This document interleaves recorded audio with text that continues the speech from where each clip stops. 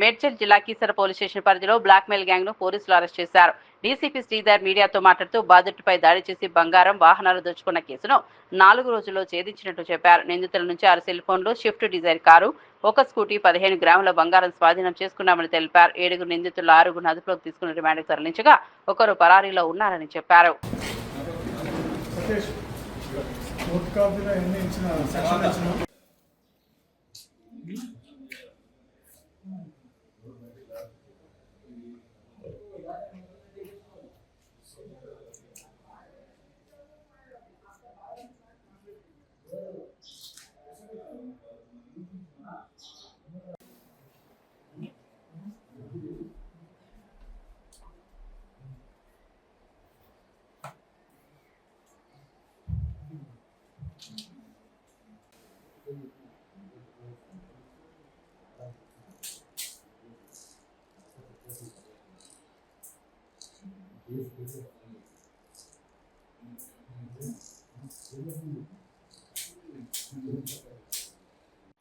వీళ్ళు ఎవరైతే నిందితులు ఉన్నారో వాళ్ళ నేరానికి పాల్పడ్డ తీరులో సోషల్ మీడియా ప్లాట్ఫామ్స్ వాళ్ళు దీనికి యూజ్ చేసుకోవడం జరిగింది.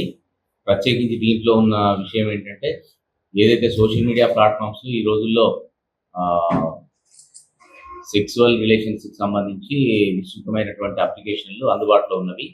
దాంట్లో కూడా ఒకటి అంతర్జాతీయంగా అందుబాటులో ఉన్నటువంటి గ్రిండర్ అనే అప్లికేషన్ ద్వారా ఈ నిందితులు ఎవరైతే ఉన్నారో వాళ్ళు సేమ్ జెండర్, పురుషుల్లోనే సేమ్ జెండర్కి సంబంధించిన ఫిజికల్ రిలేషన్ కోరుకునే వ్యక్తులను ఐడెంటిఫై చేయడం జరుగుతుంది. వాళ్ళు ఆ యాప్లోకి వెళ్ళి వాళ్ళు ఎవరైతే ఈ రిలేషన్ కొరకు సెర్చ్ చేస్తున్నారో వాళ్ళని గుర్తించి వాళ్ళతో పరిచయం పెంచుకుంటారు.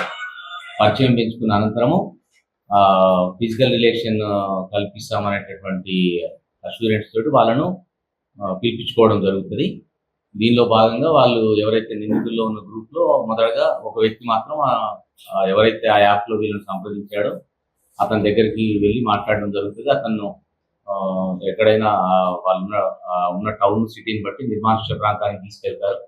తీసుకెళ్ళిన అనంతరం అక్కడ ఇతనితో ఫిజికల్ రిలేషన్ గురించి అన్నట్టుగా ఎవరైతే విక్టిమ్ ఉంటారో వాళ్ళ దుస్తులు కూడా తీసేసి వీడియో తీసుకోవడం జరుగుతుంది. రిలేషన్ ఏర్పరచుకున్నట్టు భ్రమింపజేసి తర్వాత మిగతా వ్యక్తులు ఎవరైతే ఉంటారో నిందితులు వాళ్ళందరూ కూడా అక్కడికి చేరుకొని ఆ నిందితు మీద అవసరమైన క్రమంలో దాడి చేస్తారు. అదర్వైజ్ బెదిరించేసి అతని దగ్గర ఉన్న డబ్బులు కానీ గోల్డ్ కానీ ఏదైతే ఉంటారో దాన్ని దోపిడీ చేసుకొని వెళ్ళడం జరుగుతుంది.